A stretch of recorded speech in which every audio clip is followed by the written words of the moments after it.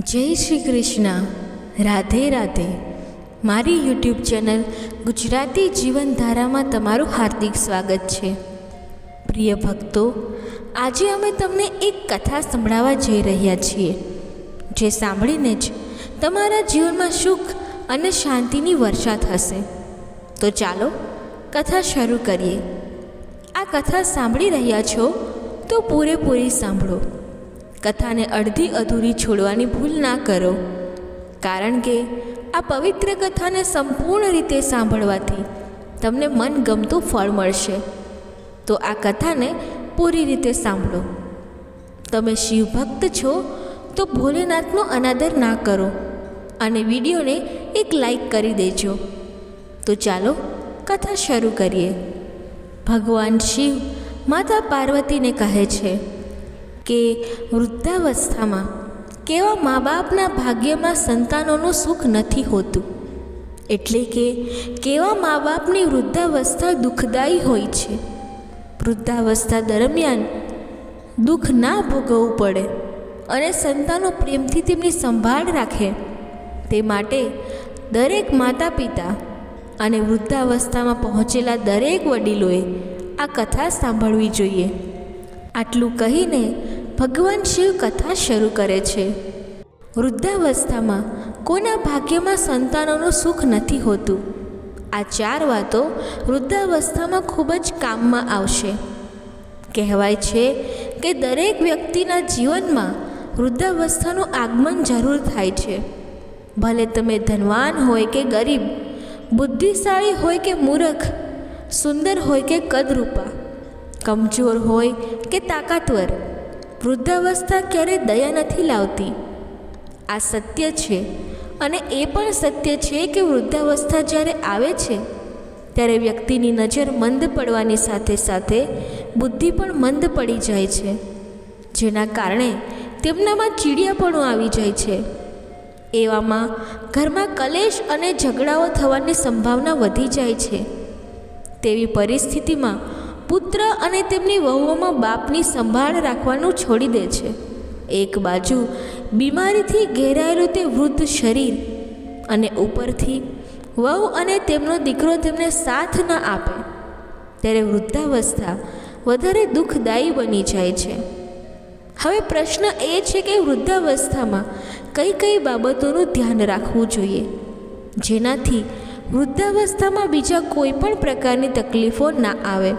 ત્યારબાદ ભગવાન શિવ કહે છે કે વૃદ્ધાવસ્થામાં કોના ભાગ્યમાં સંતાનોનું સુખ નથી હોતું.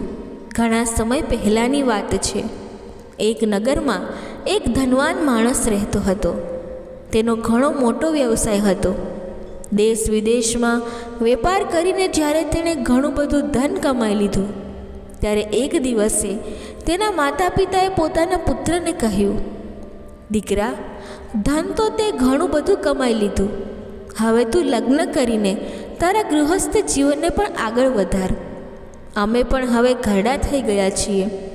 મરતા પહેલાં પુત્ર અને પૌત્રોનું સુખ ભોગવી લઈએ તો જીવનની બધી જ ઈચ્છાઓ પૂરી થઈ જાય.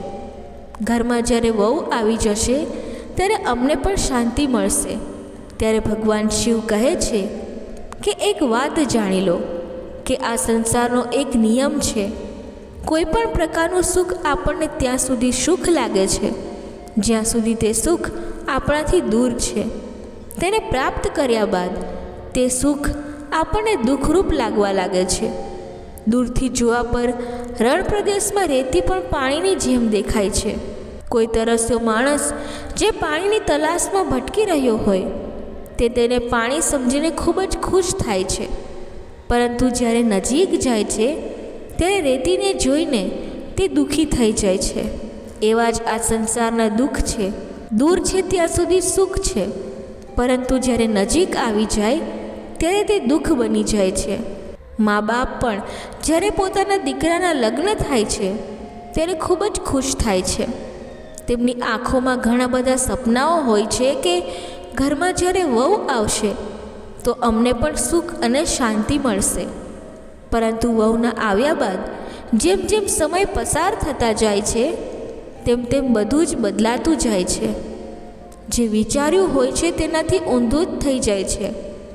જે વહુને લઈને, જે પુત્રને લઈને મનમાં સુખની કલ્પના કરી હતી, આજે તેનાથી જ દુઃખ મળી રહ્યું છે. હવે પોતાના આ દુર્ભાગ્યને લઈને ચિંતામાં રહે છે. સમજમાં નથી આવતું કે વહુ અને દીકરામાં ખામી છે કે મારામાં ખામી છે. જે સાસુ વહુના આવવા પર ખુશી મનાવી રહ્યા હતા, પોતાના ફળિયા અને ગામમાં વહુના વખાણ કરતા થાકતા નહોતા, 2-4 વર્ષ બાદ તે જ સાસુ તેમની વહુની પાડોશમાં અને ગામમાં જઈને બુરાઈ કરવા લાગે છે. એવું શું થઈ ગયું કે જેમાં પહેલાં સુખ નજર આવી રહ્યું હતું, હવે તેમાં દુઃખ દેખાવા લાગ્યું? આ જ વાતને આપણે સારી રીતે સમજવાની છે. ત્યારબાદ ભગવાન શિવ પાર્વતીને કહે છે. બીજી બાજુ તે વૃદ્ધ મા બાપે પોતાના દીકરા પર લગ્ન કરવા માટે દબાણ કર્યું. દીકરાએ કહ્યું કે પિતાજી, તમારી ખુશી માટે હું લગ્ન તો કરી લઈશ, પરંતુ મને લાગે છે કે લગ્ન કરીને હું કોઈ મુસીબતમાં ના પડી જાઉં. કેમ કે લોકો કહે છે કે લગ્ન કર્યા બાદ જવાબદારીઓ વધી જાય છે, ખર્ચા વધી જાય છે, આઝાદી ખતમ થઈ જાય છે. આવનારી દીકરી આપણા પર બોજ ના બની જાય. ત્યારે માતા પિતાએ કહ્યું કે દીકરા, તું કેવી વાત કરે છે? લગ્ન એ મનુષ્યની જરૂરિયાત છે. લગ્ન બાદ સંતાનની ઉત્પત્તિ થાય છે. સંતાનથી જ વંશ આગળ વધે છે. પુત્રથી જ પિતાનો મોક્ષ થાય છે. પત્ની મનુષ્યના જીવનની સંગીની હોય છે. દુઃખ અને સુખના સમયમાં એ પોતાના પતિનો સાથ નથી છોડતી. જીવનમાં જ્યારે જ્યારે મુસીબતો આવે છે, ત્યારે પત્ની જ પુરુષની હિંમત બને છે. તેને ઘણાય ખોટા રસ્તાઓ પર ચાલવાથી રોકે છે. તેના આવવાથી ઘરમાં સુખ સગવડ થવા લાગે છે. ઘર સંપૂર્ણ રીતે ઘર ત્યારે જ બને છે જ્યારે ઘરમાં સ્ત્રીનું આગમન થાય છે. માતા પિતાના ઘણું સમજાવ્યા બાદ દીકરો લગ્ન કરવા માટે રાજી થઈ ગયો. મા બાપે એક સુંદર અને સંસ્કારી દીકરી જોઈને તેની સાથે તેનું લગ્ન કરાવી દીધું. સુંદર અને સંસ્કારી પતિને પ્રાપ્ત કરીને દીકરો પણ ઘણો ખુશ થઈ ગયો અને તેના માતા પિતા પણ ઘણા બધા પ્રસન્ન રહેવા લાગ્યા. હવે તો ખૂબ જ આનંદથી તેઓ જીવન પસાર કરવા લાગ્યા. તે વહુ પોતાના પતિની સાથે તેની સાસુ અને સસરાનું પણ ખૂબ જ ધ્યાન રાખતી હતી. તેમને સમયસર ભોજન પણ આપી દેતી હતી. તેમને કોઈ પણ પ્રકારની તકલીફ નહોતી પડવા દેતી. ધીમે ધીમે સમય બદલાવા લાગ્યો. સમયની સાથે સાથે તે દીકરાના માતા પિતા પણ વૃદ્ધ થવા લાગ્યા.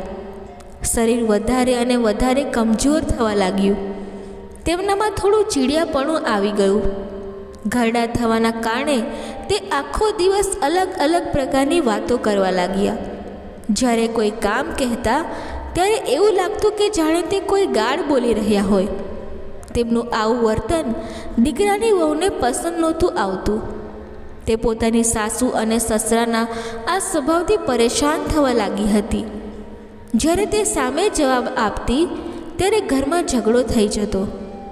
સાંજે જ્યારે તેનો પતિ ઘરે આવતો તો તે તેના પતિને બધી વાત જણાવી દેતી કે તમારા માતા પિતા કોઈને કોઈ વાતને લઈને મારી સાથે ઝઘડો કર્યા કરે છે.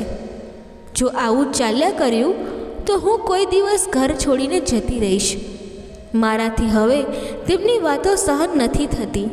પત્નીની વાત સાંભળીને દીકરો તેના માતા પિતાને સમજાવે છે કે તમે બંને તમારી વહુ સાથે આવો વ્યવહાર કેમ કરો છો.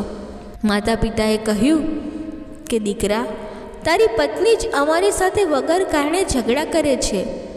અમે કંઈક કામની વાત કરીએ તો તે સાંભળતી જ નથી. 1-2 કલાક પછી તે અમારી વાત સાંભળે છે. દીકરો જ્યારે પોતાના મા બાપની વાત સાંભળતો હતો ત્યારે તે તેની પત્ની પર આરોપ લગાવતા અને જ્યારે તે પોતાની પત્નીની વાત સાંભળતો તો તે તેના મા બાપની ભૂલો દેખાડતી હતી. તે દીકરો ખૂબ જ પરેશાન થઈ ગયો હતો. આખરે કોની ભૂલ કાઢે, કોને સમજાવે?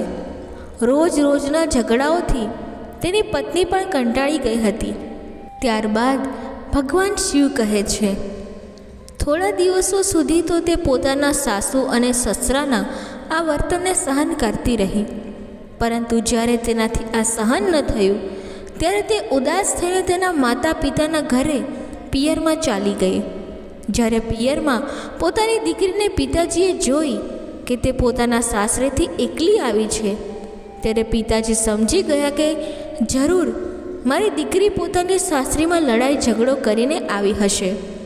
તેમણે તેને પૂછ્યું કે દીકરી, શું વાત છે? તું જમાઈને સાથે કેમ નથી લાવી? એકલા આવવાનું શું કારણ છે? ત્યારે દીકરીએ બધી જ વાત પોતાના માતા પિતાને જણાવી અને કહ્યું કે પિતાજી, હવે મેં નિર્ણય કરી લીધો છે કે મારા વૃદ્ધ સાસુ અને સસરા તે ઘરમાં રહેશે ત્યાં સુધી હું મારી સાસરીમાં નહીં જાઉં. રોજ રોજના ઝઘડાઓથી મારું જીવન નર્ક સમાન બની ગયું છે. ત્યાં રહીને મને ગૂંગળામણ થાય છે. હું ના જીવી શકું છું કે ના મરી શકું છું. એટલા માટે હું મારી સાસરીમાં હવે નહીં જાઉં. ત્યારબાદ ભગવાન શિવ કહે છે, દીકરીની વાત સાંભળ્યા પછી તેના માતા પિતાએ કહ્યું, દીકરી, તું આવી ગઈ છે તો કોઈ વાંધો નહીં. આ તારું જ ઘર છે.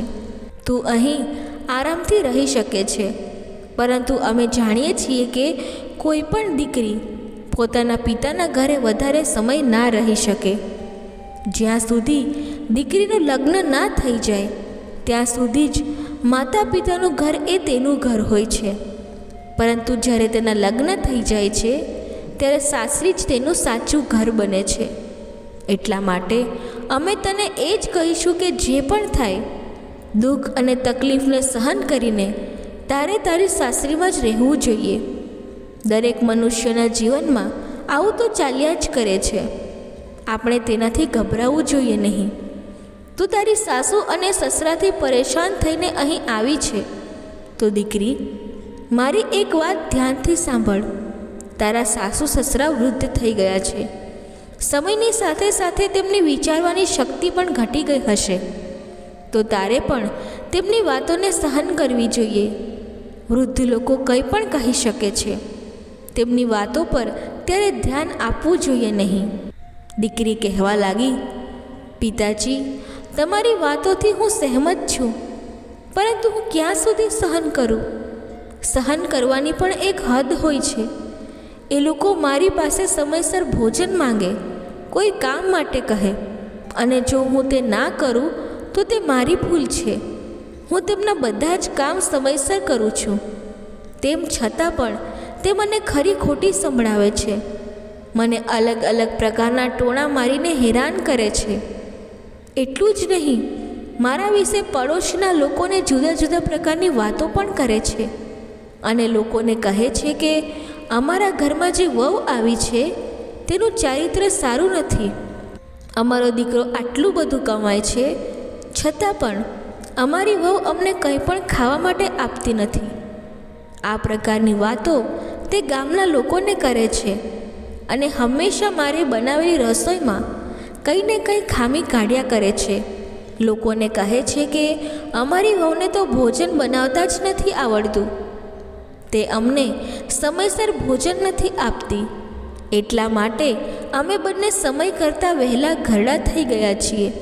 ત્યારબાદ ભગવાન શિવ કહે છે અને તેમની આ વાતોનો ગામના લોકો પણ વિશ્વાસ કરી લે છે. હવે એવામાં તમે જણાવો કે હું તેમને ભોજન કેમ ન આપું? હું તેમને શું કામ મારવાની હતી? જ્યારે પિતાજી પોતાની દીકરીની વાતો સાંભળે છે ત્યારે તેમને પોતાની દીકરીની વાતો સાંભળીને ખૂબ જ દુઃખ થાય છે અને તેમની દીકરીને કહે છે, દીકરી, તું ચિંતા ના કરીશ. આ વિષયમાં હું તારી સાસરીમાં જઈને તારા સાસુ સસરા અને તારા પતિ સાથે વાત કરીશ અને તેમને પૂછીશ કે આખરે તે લોકો તારી સાથે આવો વ્યવહાર કેમ કરે છે.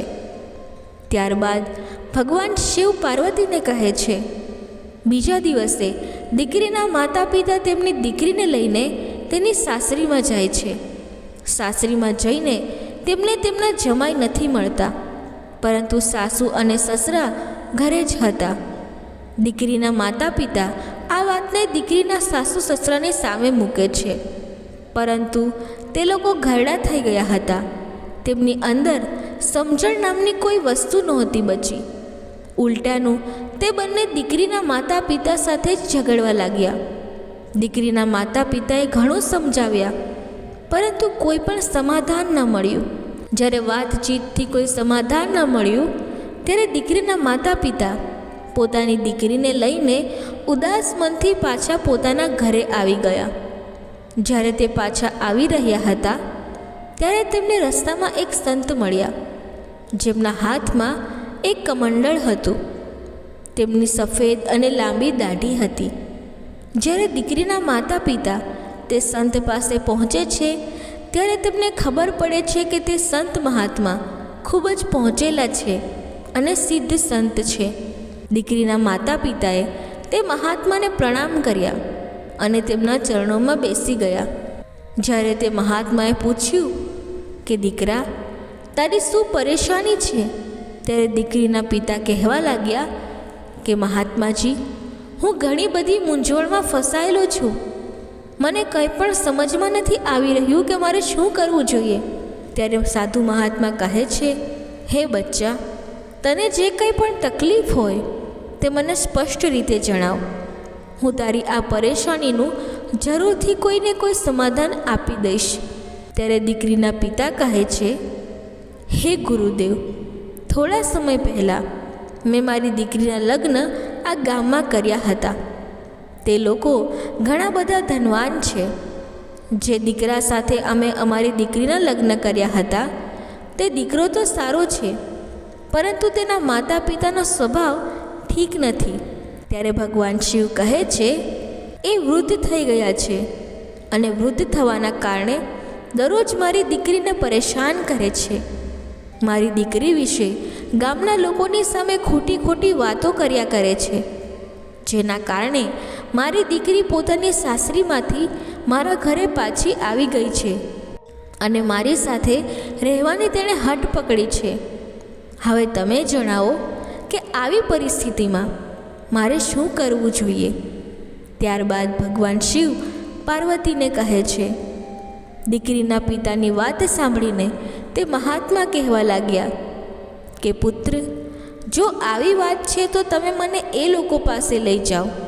હું તેમને કંઈક ઉપદેશ આપીશ, તેમને સમજાવવાનો પ્રયત્ન કરીશ. હું તેમને થોડી વાતો જણાવીશ અને કદાચ તે મારી જણાવેલી વાતોને સમજી જશે અને તેને પોતાના જીવનમાં ઉતારી દેશે તો તમારી દીકરી હંમેશા ખુશ રહેશે. ત્યારબાદ ભગવાન શિવ કહે છે, દીકરીના માતા પિતાએ તે મહાત્માને પોતાની સાથે લઈ ગયા અને તેમની દીકરીના સાસરીમાં પહોંચી ગયા.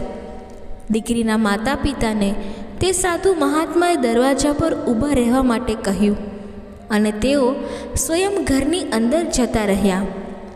ઘરની અંદર તે દીકરીના સાસુ અને સસરા બેઠા હતા. બીજી બાજુ જ્યારે દીકરીના સાસુ અને સસરાએ તે સાધુ મહાત્માને જોયા તો તે બંને ઊભા થઈ ગયા અને તે સાધુ મહારાજને બેસવા માટે આસન આપ્યું. ત્યારબાદ તે દીકરીના સાસુ સસરાએ તે મહાત્માને જમવા માટે પૂછ્યું. ત્યારે તે મહાત્માએ કહ્યું કે હું તમારા ઘરે પેટ ભરીને ભોજન કરીશ, પરંતુ તેના પહેલાં તમારે મારું એક કામ કરવું પડશે. સાધુ મહાત્માની વાત સાંભળીને તે બંને વૃદ્ધ સાસુ સસરા કહેવા લાગ્યા, તમારી બધી જ વાતો અમે માનવા તૈયાર છીએ, પહેલાં તમે ભોજન કરી લો.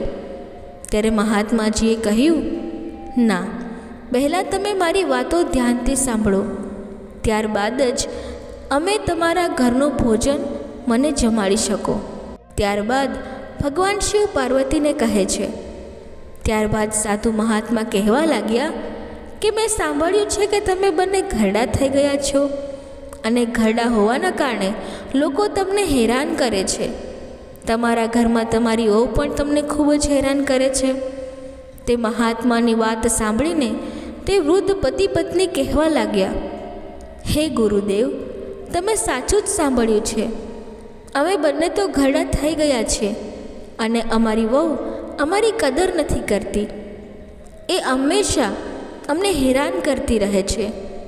તેને ખબર નથી કે જેમ આજે અમે ઘરડા થયા છીએ એવી જ રીતે એક સમય તે પણ ઘરડી થવાની જ છે. અને આ બધું જાણવા છતાં પણ તે અમને બંનેને ખૂબ જ હેરાન કરે છે. ત્યારે તે મહાત્મા કહે છે કે તમે ચિંતા ન કરો, હું તમારી બધી જ પરેશાનીઓને દૂર કરી દઈશ, પરંતુ તેના માટે તમારે મારી કેટલીક વાતો માનવી પડશે. જો તમે મારી આ વાતો માની લીધી અને તેને જીવનમાં ઉતારી લીધી તો પછી જોજો તમારા દિવસો કેટલા સુખથી પસાર થાય છે. ત્યારબાદ ભગવાન શિવ પાર્વતીને કહે છે, હું તમને તમારા સુખમય જીવન માટે આ વાતો જણાવી રહ્યો છું, જેને તમે તમારા જીવનમાં ઉતારીને ખુશ રહી શકો છો અને ક્યારે પણ તમારો દીકરો અને વહુ તમને હેરાન નહીં કરે. આટલું કહ્યા બાદ તે મહાત્માજીએ તે વૃદ્ધ સાસુ સસરાને ઉપદેશ આપવાનો શરૂ કર્યો. તેમણે સૌથી પહેલાં એ વાત જણાવી કે તમારે હંમેશા મારી આ વાતને ધ્યાનમાં રાખવી પડશે. તમારે બોલતા સમયે પોતાની વાતો પર ધ્યાન આપવું, પોતાની વાણી પર ધ્યાન આપવું, કેમ કે તમારી વાણીમાં એટલી બધી શક્તિ છે કે તમે તમારી વાણીથી કોઈ પણ વ્યક્તિનું દિલ જીતી શકો છો અને તમે તમારી વાણીથી કોઈ પણ વ્યક્તિને દુઃખી પણ કરી શકો છો. એટલા માટે તમારે તમારી વાણી પર ધ્યાન આપવું પડશે. માની લો કે તમે મારી સાથે વાત કરી રહ્યા છો અને તમારી વાત કરવાની રીત સાચી નથી, તો હું તમારાથી નારાજ થઈને જતો રહીશ. હું તમારી સાથે વાત નહીં કરી શકું. હું તમને એ જણાવવા માગું છું કે તમે તમારી વાતોને સમજી વિચારીને બોલો અને તમે તમારી વાણીમાં મીઠાશ લાવો. કેમ કે વિદ્વાન લોકો કહે છે, જે વાણીમાં મીઠાશ નથી તે વાણી ઝેર સમાન હોય છે. જો તમને લાગે છે કે તમારી વાણી ઝેર ઓકે છે તો બોલવાથી વધારે સારું એ છે કે તમે મૌન રહો અને કોઈ પણ વાત બોલો તો તે બોલતા પહેલાં તેના પર વિચાર કરવો જોઈએ કે જે કંઈ પણ હું બોલી રહ્યો છું તે સામેવાળી વ્યક્તિને કેવું લાગશે, તેને નુકસાન તો નહીં પહોંચાડે ને? મારી આ વાતોથી સામેવાળાને શું ફાયદો થશે? આ બધું વિચારીને જ આપણે પોતાની વાતો બીજાની સામે મૂકવી જોઈએ. હું જાણું છું કે જ્યારે વ્યક્તિ વૃદ્ધ થઈ જાય છે ત્યારે તેના શરીરમાં ઘણા પ્રકારની બીમારીઓ આવી જાય છે. તેને લાગે છે કે હું જે કંઈ પણ કહું છું તે સાચું જ કહું છું, પરંતુ સામેવાળાને તેની વાતોથી હંમેશા દુઃખ જ પહોંચે છે. એટલા માટે જ્યારે પણ બોલો ત્યારે સમજી વિચારીને બોલો. તે બંને વૃદ્ધ દંપતીએ મહાત્માની આ વાતોને સાંભળી અને કહેવા લાગ્યા કે ઠીક છે, આજથી અમે તમારી આ વાતોનું પાલન કરીશું અને જ્યારે પણ કોઈ વાત બોલીશું ત્યારે સમજી વિચારીને બોલીશું. ત્યારબાદ તે મહાત્મા બીજી વાત જણાવે છે અને બીજી વાત એ છે કે આપણે કોઈ પણ વસ્તુ માંગવી હોય તો યોગ્ય સમયે માંગવી જોઈએ. આપણે સામેવાળી વ્યક્તિના સમય અને પરિસ્થિતિને સમજીને ચાલવું જોઈએ. માની લો કે કદાચ તમને ભૂખ લાગી છે અને તે સમયે તમારી વહુ રસોઈ બનાવી રહી છે. જો તે સમયે તમે ભોજન માંગ્યું તો તે ભોજન ક્યાંથી લાવીને આપશે? કેમ કે તે સમયે તો ભોજન બન્યું જ નથી. આ બાજુ તમે બૂમો પાડતા રહેશો તો સામે તમારી વહુને પણ ગુસ્સો આવશે અને તમને પણ સમયસર ભોજન નહીં મળી શકે. ત્યારબાદ બંનેના વચ્ચે ઝઘડો થશે. તો આપણે એ વિચારીને કોઈ પણ વસ્તુ માંગવી જોઈએ કે જ્યારે આપણે માંગી રહ્યા હોય ત્યારે તે વસ્તુ ઉપલબ્ધ હશે કે નહીં, કે પછી સામેવાળો વ્યક્તિ તે વસ્તુ આપણને આપવા માટે તૈયાર છે કે નહીં. હવે માની લો કે તમારી વહુ સ્નાન કરી રહી છે. તે સમયે તમે કોઈ વસ્તુને માંગશો તો તે અવસ્થામાં તમારી વહુ તમારા દ્વારા માંગેલી વસ્તુને નહીં આપી શકે અને કદાચ તે સ્નાન કર્યા બાદ તમને તે વસ્તુ પહોંચાડશે તો તમને ખૂબ જ ખોટું લાગશે કે જ્યારે મેં માંગ્યું ત્યારે મને ના આપ્યું, આટલી મોડી આવી છે, હવે તો તે મારી વાતોને અવગણે છે. આ બધી જ વાતો વિચારીને તમને ગુસ્સો આવશે અને ઘરમાં તકરાર થવાની શરૂ થઈ જશે, ઝઘડા થવાના શરૂ થઈ જશે. તમારે એ સમજવું પડશે કે ઘડપણ અને જવાનીમાં ઘણું અંતર હોય છે. જવાનીમાં આપણે બીજા માટે કમાઈએ છીએ, એટલા માટે બીજા લોકો પર પણ આપણો અધિકાર હોય છે. જવાનીમાં આપણે પોતાની જાતમાં હોઈએ છીએ, આપણે સામર્થ્યવાન હોઈએ છીએ. જવાનીમાં આપણે જે વસ્તુ ઈચ્છીએ છીએ તે પામી શકીએ છીએ, પરંતુ વૃદ્ધાવસ્થામાં આપણને બીજાના સહારાની જરૂર પડે છે. બીજો વ્યક્તિ પહેલાં પોતાનું કામ કરશે અને ત્યારબાદ જ તમારું સાંભળશે. અને જો કોઈ વ્યક્તિ તેના કામમાં વ્યસ્ત હશે ત્યારે તે તેનું કામ પૂરું કર્યા બાદ જ તમને તમારી વસ્તુ લાવીને આપશે. એટલા માટે બીજી વાત એ છે કે હંમેશા તમારે ધીરજ રાખવી પડશે. ઘણીવાર એવું પણ બને કે તમારી વહુ કોઈ કામથી બહાર ગઈ હોય કે પછી ઘરમાં ના હોય, ત્યારે તમે કોઈ વસ્તુ માંગી રહ્યા છો અને તમારો અવાજ તેના કાન સુધી નથી પહોંચી રહ્યો. એવામાં તમારી વહુ તમને તે વસ્તુ નહીં આપી શકે. ઘણીવાર તેની તબિયત પણ ખરાબ હોય અને તબિયત ખરાબ હોવાના કારણે તમે જે વસ્તુ માંગી હશે તે સમયસર તમને નહીં આપી શકે. એવામાં તમારે કોઈ પણ વાતને લઈને નારાજ થવું જોઈએ નહીં. અને પછી તમે કહેશો કે તમારી વહુ તમારી કોઈ પણ વાતને સાંભળતી નથી, તો તે કેવી રીતે સાંભળે?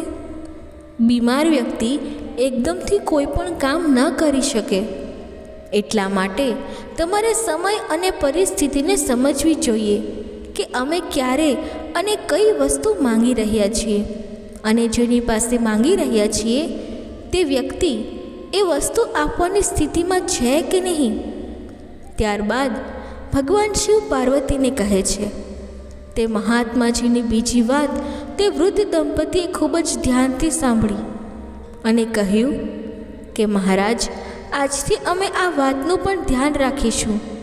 અમે જ્યારે પણ કોઈ વસ્તુ માંગીશું ત્યારે અમે પહેલાં જોઈશું કે અમારી વહુ તે વસ્તુ આપવાની પરિસ્થિતિમાં છે કે નહીં, અને ત્યાર પછી જ માંગીશું. ત્યારબાદ તે મહાત્મા કહે છે કે હવે હું તમને ત્રીજી વાત જણાવું છું. કેટલીક વાર એવું પણ બને કે ભોજનમાં કોઈ વસ્તુ ઓછી પડી જાય. ઘણીવાર ભોજન તમારી રુચિ મુજબનું ના પણ બને, તો તે સમયે ભોજન ખરાબ બનવા પર તમારી વહુ સાથે ઝઘડો ના કરવો જોઈએ. માની લો કે તમારી વહુ ભોજન બનાવી રહી છે અને તેનું ધ્યાન કંઈક બીજી તરફ જતું રહ્યું. એવામાં ભોજન બનાવતી વખતે મીઠું વધારે કે ઓછું પડી શકે છે, મરચું વધારે કે ઓછું પડી શકે છે, રોટલી બળી પણ શકે છે, અને તમારી વહુએ તે જ ભોજન તમને પીરસી દીધું અને ત્યારબાદ તમે તે ભોજનને ચાખ્યું, અને ભોજન ચાખ્યા પછી તમે મોઢું ચડાવી દો અને કહો કે ભોજનમાં તો કોઈ સ્વાદ જ નથી. અલગ અલગ પ્રકારની ખામી કાઢવા માંડો કે ભોજનમાં મીઠું ઓછું છે, મરચું વધારે છે, શાક બરાબર નથી બન્યું, દાળ બરાબર નથી બની. તો આનાથી તમારા કહેલા શબ્દોથી તમારી વહુને ખૂબ જ દુઃખ થશે. તેને તે પોતાનું અપમાન સમજશે. તમારા શબ્દો તેને ઠેસ પહોંચાડશે. ભૂલો તો દરેક વ્યક્તિથી થાય છે. જ્યારે તમે લોકો યુવાન હતા ત્યારે ભોજન બનાવતી વખતે તમારાથી પણ ભૂલ થઈ હશે. તો તમારા માતા પિતાએ તમારી સાથે આવો વ્યવહાર કર્યો હતો? માની લો કે તમારા માતા પિતાએ તમારી સાથે આવો વ્યવહાર કર્યો હોય તો તે સમયે તમને કેવું લાગ્યું હશે? એટલા માટે આપણે બીજાના કામમાં ભૂલો શોધવાથી બચવું જોઈએ. ભલે તે કોઈ સ્ત્રી હોય કે પુરુષ, ભૂલો તો દરેક વ્યક્તિથી થાય છે. ભોજન બનાવતી વખતે થોડી ઘણી ભૂલો તો થઈ જાય છે, તો તેને આપણે સહન કરી લેવી જોઈએ અને ત્યારબાદ પોતાની વહુને કહેવું જોઈએ કે દીકરી, આજે ભોજનમાં આ વસ્તુ ઓછી છે. આગળથી આ વાતનું તમે ધ્યાન રાખજો. જો તમે આ વાત પ્રેમથી તેને સમજાવશો તો તે એ વાતને ધ્યાનથી સાંભળશે અને ફરીથી તે ભૂલ ના થાય એનું ધ્યાન રાખશે. અને તમારા આ શબ્દોથી તેને દુઃખ પણ નહીં થાય. તે વિચારશે કે મારા સાસુ અને સસરા ખૂબ જ સારા છે. તે કોઈ પણ વાત હોય તો અમને પ્રેમથી સમજાવે છે.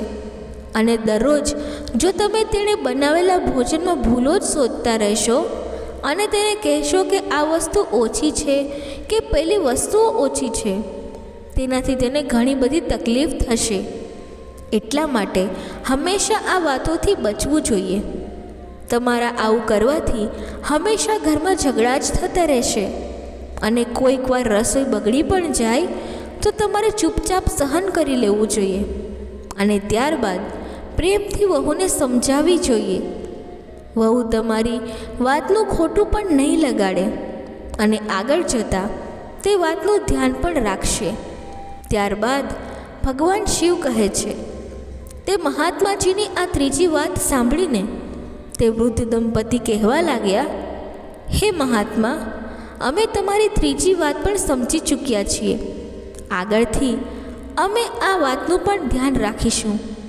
ત્યારે મહાત્માજી તે બંનેને ચોથી વાત જણાવે છે.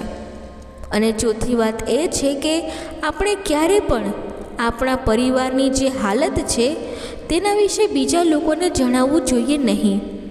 માની લો કે તમારા પરિવારમાં પૈસાની તંગી છે, તમારા પરિવારમાં લડાઈ ઝઘડા થતા રહે છે, કોઈ વાતને લઈને ઝઘડો થઈ ગયો, તમારી વહુ સારા સ્વભાવની નથી કે પછી તે સારું ભોજન નથી બનાવતી, તે તમારું કહેલું માનતી નથી કે પછી ઘર પરિવારમાં કોઈ બીજા પ્રકારની સમસ્યા છે અને તમે તે સમસ્યાને બીજા લોકોને જણાવો, તો તમારું આવું કરવું બિલકુલ યોગ્ય નથી.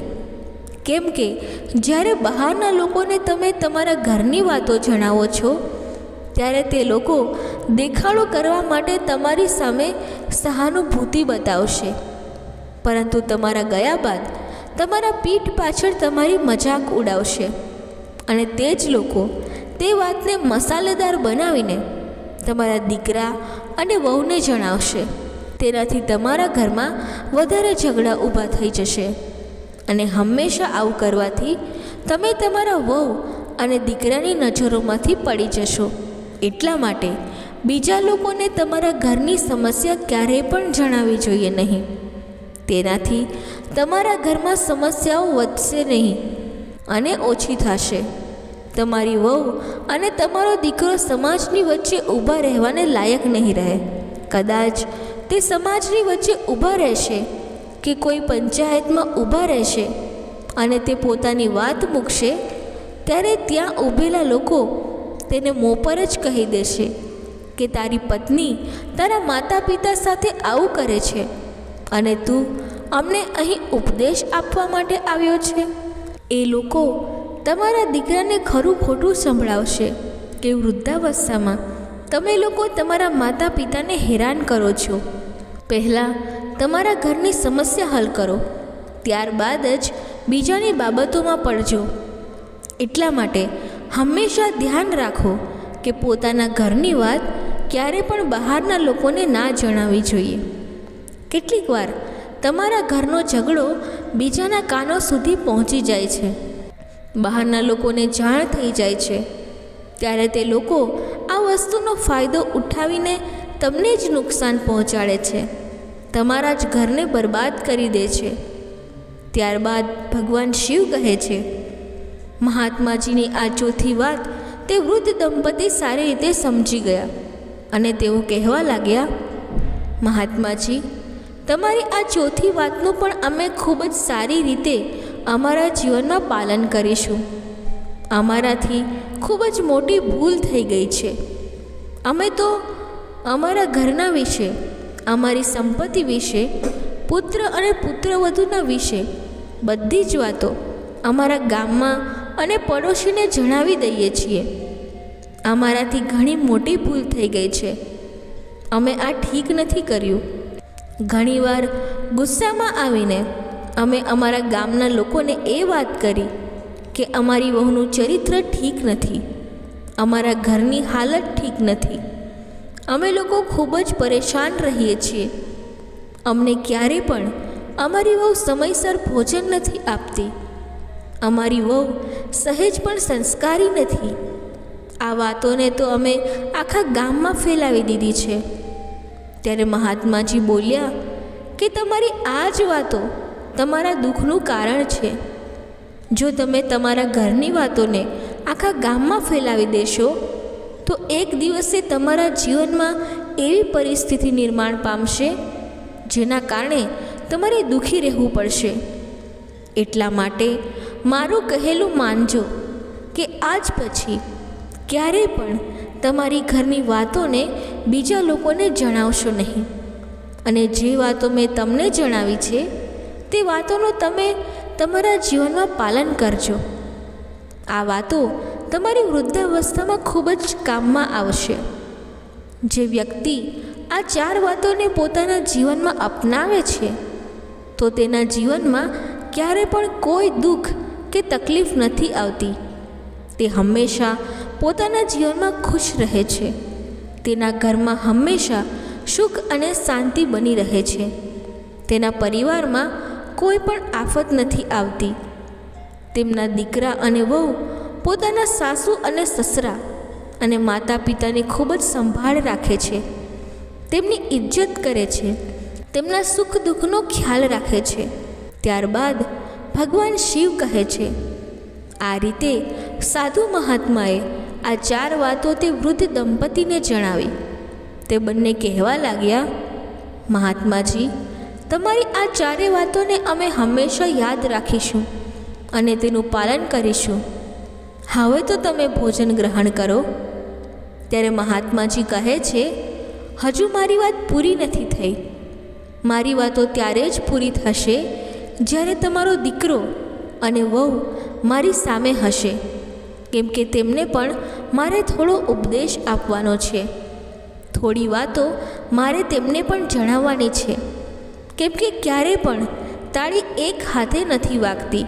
પહેલાં તમે તમારા દીકરા અને વહુને બોલાવો, ત્યારબાદ જ હું ભોજન ગ્રહણ કરીશ. ત્યાર પછી તે વૃદ્ધ દંપતી તેમના દીકરાને અને વહુને બોલાવે છે. ત્યારબાદ તે દીકરો અને વહુ મહાત્માજીને પ્રણામ કરે છે અને તેમની સામે બેસી જાય છે અને તેમની વાતો સાંભળવા લાગે છે. ત્યારે તે મહાત્માજી કહે છે, તમે લોકો પણ થોડી વાતો સાંભળી લો જે તમારા જીવનમાં ઘણી કામમાં આવશે. આટલું કહીને તે સાધુ મહાત્મા એ બંને પતિ પત્નીને જણાવતા કહે છે કે દીકરી, ધ્યાન રાખજે કે કોઈ પણ વ્યક્તિ જ્યારે યુવાન હોય છે ત્યારે તેની અંદર ઘણા પ્રકારની શક્તિઓ હોય છે.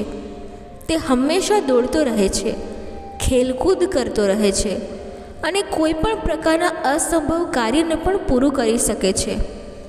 તે વ્યક્તિ સમયે ખૂબ જ બુદ્ધિશાળી હોય છે, પરંતુ તેણે યાદ રાખવું જોઈએ કે જો તેના ઘરમાં કોઈ વૃદ્ધ માતા પિતા છે અને તેમણે કંઈક કહ્યું છે કે પછી તેમણે કોઈ એવી વાત કહી દીધી છે કે જેને લઈને તેને સાંભળીને તમને ખોટું લાગી ગયું હોય, ત્યારે યુવાન સંતાનોએ સમજવું જોઈએ કે હવે આ માતા પિતા વૃદ્ધ થઈ ગયા છે અને વૃદ્ધ થવાના કારણે તેમની જીભ લપસી જાય છે.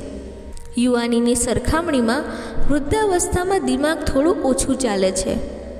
તેમને પોતાને ખબર નહોતી હોતી કે તેઓ શું બોલી રહ્યા છે અને શું બોલવું જોઈએ. તેમની આ વાતો સાંભળીને ક્યારે પણ ચિંતા ન કરવી જોઈએ અને એ વિચારવું જોઈએ કે તે લોકો વૃદ્ધ છે અને કંઈ પણ બોલી શકે છે. તેમની વાતો પર જે વ્યક્તિ ધ્યાન આપે છે તે હંમેશા પરેશાન રહે છે અને તેની પત્ની પણ પરેશાન રહે છે. તેના પરિવારવાળા પણ પરેશાન રહે છે, કેમ કે વૃદ્ધાવસ્થામાં કોઈ પણ માણસ ગમે તે વાત બોલી શકે છે અને ક્યાંય પણ જઈ શકે છે. તેમને ખુદને ખબર નથી હોતી કે તેઓ શું બોલી રહ્યા છે અને શું કરી રહ્યા છે. બીજી વાત, માની લો કે તમારા માતા પિતાએ કદાચ તમને મારી દીધું અને કદાચ તમને દુઃખ પહોંચે તેવી વાત કહી દીધી હોય અને વગર કારણે તમારી સાથે ઝઘડો કરવા લાગે, કે પછી તમારી પત્નીને કોઈ વાત કહી દે કે ભોજન ઠીક નથી બન્યું, ત્યારે તમારે લોકોએ જવાબ નથી આપવાનો. તેમની વાતોને ધ્યાનથી સાંભળવી જોઈએ. તમારે વિચારવું જોઈએ કે મારી જ કોઈ ભૂલના કારણે ભોજન બનાવવામાં કંઈક ઓછું રહી ગયું હશે, માટે પહેલાં આપણે તે ભૂલને સુધારવી જોઈએ.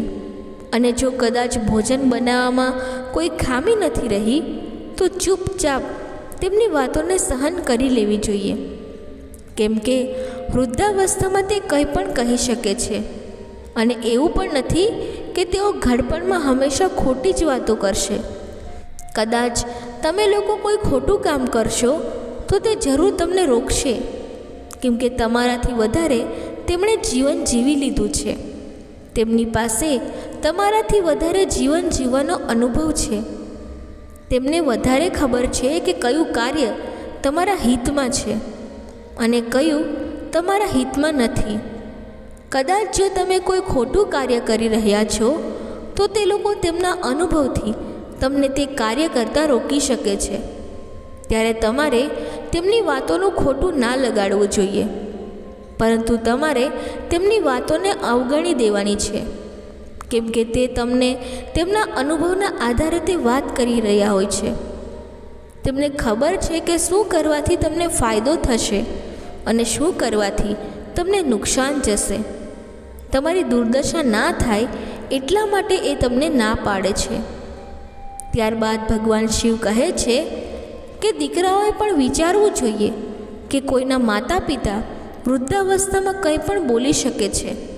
આપણે તેમની વાતોનું ખોટું ના લગાડવું જોઈએ, કેમ કે ઘરડા માણસની બુદ્ધિ અને નાના બાળકની બુદ્ધિમાં વધારે અંતર નથી હોતું. કદાચ તે આપણી સાથે ઝઘડો કરે, ગાળો બોલે તો આપણે સહન કરી લેવું જોઈએ. તેમની સાથે ઝઘડો ના કરવો જોઈએ. જો આપણે તેમની સાથે ઝઘડીશું તો આપણા જીવનમાં મુશ્કેલીઓ વધતી જશે. ઘણીવાર જ્યારે માતા પિતા વૃદ્ધ થઈ જાય છે અને તેમની જીભ વધારે ચાલવા લાગે છે તો તેમનાથી કંટાળીને તેમનો પુત્ર અને વહુ વિચારવા લાગે છે કે જો આ ઘરમાં રહેશે તો આ રીતે જ બબડ્યા કરશે. તેમને કોઈ વૃદ્ધાશ્રમમાં મૂકી આવવા જોઈએ.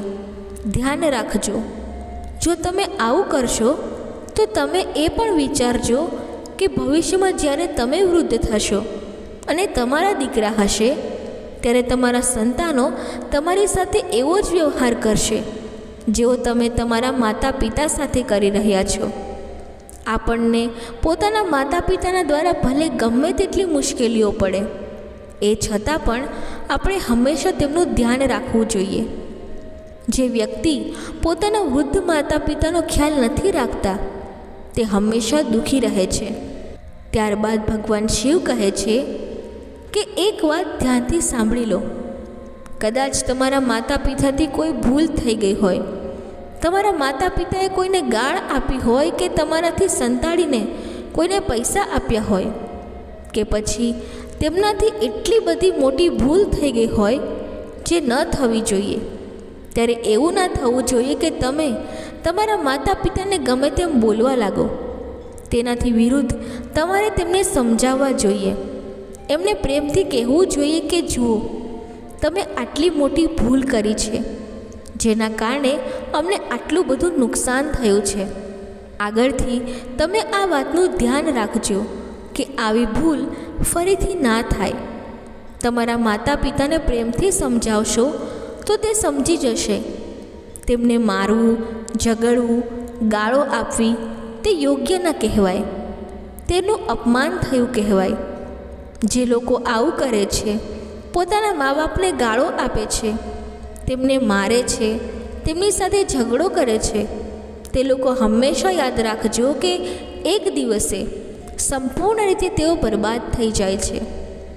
બહુએ વિચારવું જોઈએ કે ઘણીવાર સાસુ અને સસરા તેમની વહુને નાની મોટી વાતો કહી દે છે, પરંતુ ઘરની સ્ત્રીઓ નાનામાં નાની વાતને પણ વધારે મોટી બનાવીને પોતાના પતિને જણાવે છે, રડવા લાગે છે અને એવી નાની નાની વાતોને મોટી કરીને પોતાના પિયરમાં મા બાપને જણાવીને તેમને ભડકાવે છે, જેનાથી અફવાઓ ફેલાઈ જાય છે અને તે નાની વાત ખૂબ જ મોટી સમસ્યાઓનું રૂપ લઈ લે છે. ત્યારબાદ ભગવાન શિવ કહે છે કે દરેક વહુએ આ વાતનું ધ્યાન રાખવું જોઈએ કે તે પોતાના સાસરીની વાત પોતાના પિયરમાં ત્યાં સુધી ન જણાવે કે જ્યાં સુધી તે જણાવવી જરૂરી ના હોય. આટલું કહ્યા બાદ તે મહાત્માજી ત્યાંથી જવાની તૈયારીમાં હતા, પરંતુ પતિ પત્ની જે વૃદ્ધ થઈ ગયા હતા તેમણે કહ્યું, હે મહાત્મા, તમને તે વાયદો તો યાદ છે ને જે તમે આવતા સમયે કર્યો હતો? ત્યારે સાધુ મહાત્મા કહેવા લાગ્યા કે તમે મારી સામે એ નિશ્ચય કરો કે આજ પછી તમે તમારા પુત્ર અને વહુને ક્યારે પણ હેરાન નહીં કરો. તે દીકરીના સાસુ અને સસરાએ કહ્યું, હા મહારાજ, અમે તમને વચન આપીએ છીએ, અમે તમારી વાતોનું પાલન કરીશું. ત્યારબાદ તે સાધુ મહાત્માએ તે પુત્ર અને તેની વહુ પાસેથી વચન લીધું કે આજ પછી તેઓ તેમના વૃદ્ધ માતા પિતાને કોઈ પણ પ્રકારની તકલીફ નહીં આપે. આ વચન લીધા બાદ તે મહાત્માએ કહ્યું કે પહેલાં તમે તમારા વચનનું પાલન કરો. જ્યારે તમારા ઘરમાં સુખ અને શાંતિ આવી જશે ત્યારે જ અમે તમારા ઘરમાં ભોજન કરીશું. આટલું કહ્યા બાદ તે સિદ્ધ મહાત્મા ત્યાંથી ઊભા થઈ ગયા અને પોતાની કુટીર તરફ ચાલવા લાગ્યા.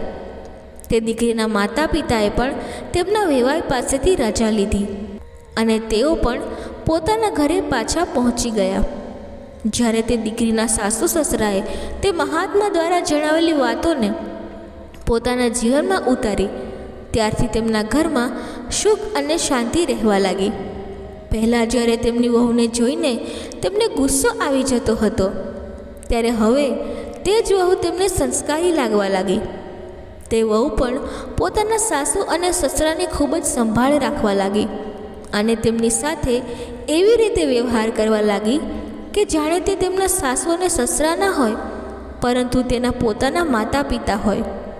ધીરે ધીરે હવે તેમના ઘરમાં સુખ અને શાંતિ રહેવા લાગી. ત્યારે તેનો પતિ પણ ખુશ રહેવા લાગ્યો. આવી રીતે ધીરે ધીરે ઘણો સમય પસાર થઈ ગયો.